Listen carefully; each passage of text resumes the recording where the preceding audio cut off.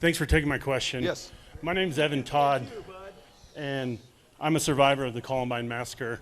I was the first student that was shot in the library, and I was the last one to talk to the two murderers before they committed suicide. My question, well, I understand that you want to implement a mandatory buyback for ARs and AK-47s. None of my classmates were murdered with those weapons. 50% of mass murders don't happen with those weapons. Don't you think it's time we get rid of all semi-auto firearms?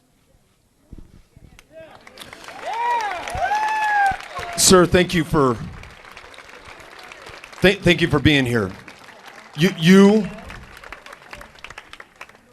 and Tom, and unfortunately too many people in Aurora, have more basis in this conversation than almost anyone else in this country.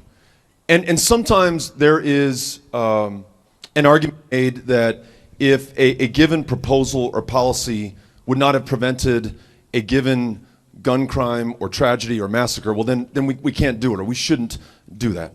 We know that universal background checks will save lives because in those places they've been adopted, they have saved lives. We know red flag laws, when someone is displaying a tendency to harm themselves or someone else and has a firearm, that we can stop them before it is too late. We know that ending the sale of assault weapons saves lives because we've tried that in this country before and it worked. We've seen that happen in Australia along with a mandatory buyback. They estimate 16 mass murders, massacres have been stopped in that country alone by taking that incredibly tough, important public policy decision. And so to your point, I want to listen to you on this conversation. I want to be guided by you. I want to listen to others who disagree with me on this issue to make sure that we get it right.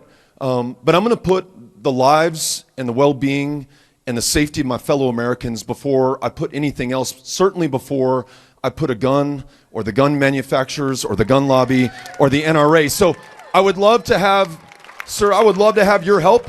If you want to sit down with us and talk about the kinds of weapons that are going to be important to be regulated, I'm here with you and want to listen to you.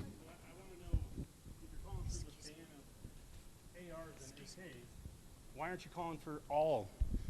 Why not ban all weapons? All semi-autos.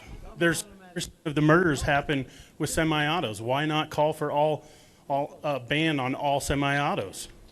This is the criteria that makes sense to me. You got to start somewhere.